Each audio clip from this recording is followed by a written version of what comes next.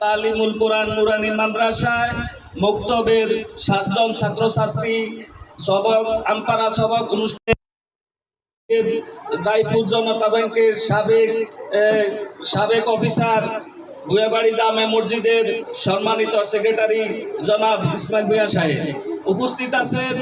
আমাদের মাঝে উপস্থিত আছেন গাজীনগর দাখিল মাদ্রাসার শিক্ষক ভুয়াবাড়ির সন্তান জনাব মাওলানা মফিজুর রহমান। আমাদের মাঝে উপস্থিত আছেন ভুয়াবাড়ি জামে মসজিদের সম্মানিত খতিব মাওলানা জমির উদ্দিন, এই অত্র মাদ্রাসার শিক্ষক। আমাদের মাঝে উপস্থিত আছেন অভিভাবকবৃন্দ, আমাদের মাঝে উপস্থিত আছেন ছাত্রছাত্রী বৃন্দ। আসসালামু আলাইকুম ওয়া রাহমাতুল্লাহি ওয়া বারাকাতুহু। আমি সময় কম, এই জন্য সবার নাম নিতে পারি নাই, আপনারা মনে কষ্ট নিয়েন না। আমাদের এই তালিমুল কোরআন নুরানি মাদ্রাসা খুব ভালোভাবে চলছিল, অনেক ছাত্রছাত্রী ছিল, আমরা অনেক ভালোভাবে চালাইছিলাম। কিছু সংখ্যক আমাদের এই মাদ্রাসাটা একমাত্র খারাপ হওয়ার উদ্দেশ্য হইল আমাদের শিক্ষকতার কারণে। যা এই মাদ্রাসা দীর্ঘদিন যাবৎ করেছিল, আমরা একটি সরকারি অনুদান পাওয়ার পরে এই মাদ্রাসাটা আমরা আবার পুনরায় ঠিক করেছি।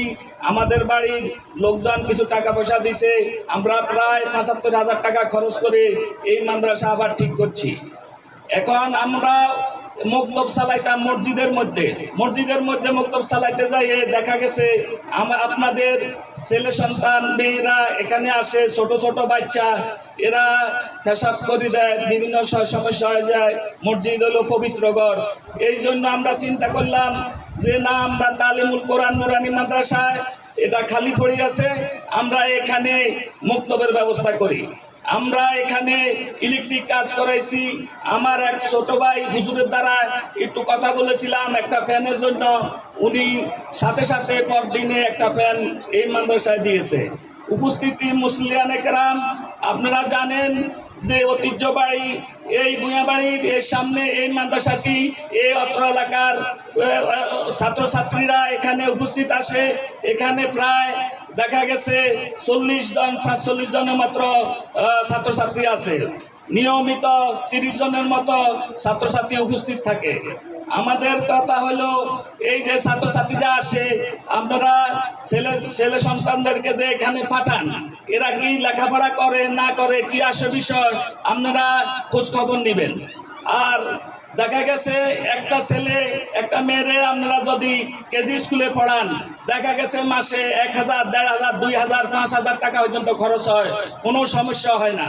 দিন ইসলামের কাজে যদি কোনো টাকা পয়সা খরচ করতে হয়, তখন দেখা গেছে আপনাদের অনেক সমস্যা দেখা দেয়। 100-200 টাকা দিতে অনেক সময় অনেকের কষ্ট হয়। আমাদের এখানে দেখা গেছে কোনো দরাবান্দির কোনো কিছু নাই। আমরা বাড়ির লোকজন আশেপাশের দেখা গেছে অনেকেই ওনার হুজুরের খাওয়ানোর ব্যবস্থা আছে, অনেকে আবার কিছু সংখ্যক লোকে কিছু টাকা পয়সা দেয়। আপনারা একটু হুজুরের দিকে খেয়াল রাখবেন। আমরা দাহ্য করব না যে আপনি 200 টাকা দেন, 300 টাকা দেন, 500 টাকা দেন। আপনার বিবেক খরচ করে আপনি যে যা পারেন, যেভাবে পারেন, আপনার মক্তবটা যেন সুন্দর চলে। হুজুর একজন আবার এখন সহকারী একজন লোক নিছে, ওনারও তো একটা কিছু দিতে হয়। আজকে আমি মনে করেছিলাম যে এখানে 7 জন ছাত্রছাত্রী আজকে সবক দিবে, এখানে সব উপস্থিত থাকবে গার্ডিয়ানরা, কিন্তু দেখা গেছে দুঃখের বিষয় গার্ডিয়ানরা তেমনই আসে নাই। আসলে আজকে সবার সামনে সবগুলা কথাই বলতাম। যাক, আপনারা মনে কষ্ট নেবেন না। এখন আমাদের এই মাদ্রাসাটি যেন আমরা পুনরায় চালু করতে পারি, আপনাদের সহযোগিতার দরকার। আমরা যেন এই মাদ্রাসায় যেন ভবিষ্যতে আমরা সামনের দিকে এগিয়ে যেতে পারি। আমরা যুবকেরা, আমাদের বাড়ির প্রবাসী লোকদের ছেলেরা চেষ্টা করিতেছে। আমরা পাশের এই জায়গাগুলো আমরা মাদ্রাসার জন্য নিয়েছি, আমরা ভবন করার জন্য চেষ্টা করিতেছি। যে কোনো কারণবশত আমরা এখনো সামনে অগ্রসর হতে পারতেছি না।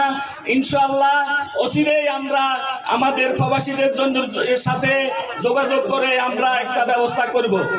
এর ভিতরে দেখা গেছে আমরা এখন আমাদের যে কোনো কাজ চালানোর মতো আমরা এটাকে উপযোগী করে নিয়েছি। বিশেষ করে মুসলিয়ানে কেরাম আপনারা উপস্থিত আছেন এখানে, আপনারা মসজিদ মাদ্রাসা আপনাদেরই দানে উসিলায় চলে, এটা কারোর বাবার একক সম্পদ না। আমরা ইনশাআল্লাহ এই মসজিদ মাদ্রাসা সবাই খোঁজ খবর রাখবেন। আমরা কোনো ব্যক্তিকে খুশি করার জন্য মসজিদে আমরা চলা করি না। আমরা মসজিদে একমাত্র আমাদের পরকালের জন্য আমরা শ্রম দিতেছি। প্রিয় এলাকাবাসী, আপনারা উপস্থিত আছেন আজকে আমাদের মাঝে। এখন একজন মেহমান আসছেন, উনি হাতিয়ার সন্তান আমাদের মাঝে এখন উপস্থিত হয়েছেন। এখন উনি কিছু কথাবার্তা বলবেন। আমার আরো অনেক কথা ছিল, যেহেতু এখন মাগরিবেরও সময় হয়েছে, আপনারা ওনার কথা মূল্যবান কথা শুনবেন, আমাদের ইমাম সাহেবের কথা শুনবেন। আমার বিশেষ করে আরেকটি কথা হলো, আজকে মরহুম আব্দুল লতিফ ভূঁইয়া সাহেব যদি আজকে বেঁচে থাকতেন তাহলে আজকে উনি এইগুলা দেখে উনি অনেক আনন্দিত হইতেন, কিন্তু দেখা গেছে দুঃখের বিষয়, আল্লাহ ওনাকে এই পৃথিবীতে ছেড়ে উনি চলে গেছেন আমাদেরকে ধুয়ে।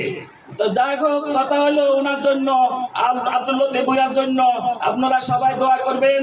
এই পরিশেষে আমি আমার সংক্ষিপ্ত আলোচনা এখানে শেষ করলাম। আসসালামু আলাইকুম ওয়া রাহমাতুল্লাহি ওয়া বারাকাতুহু। ওয়ালাইকুম আসসালাম। মাশাআল্লাহ ভাই, খুব গুরুত্বপূর্ণ কথা বলছেন।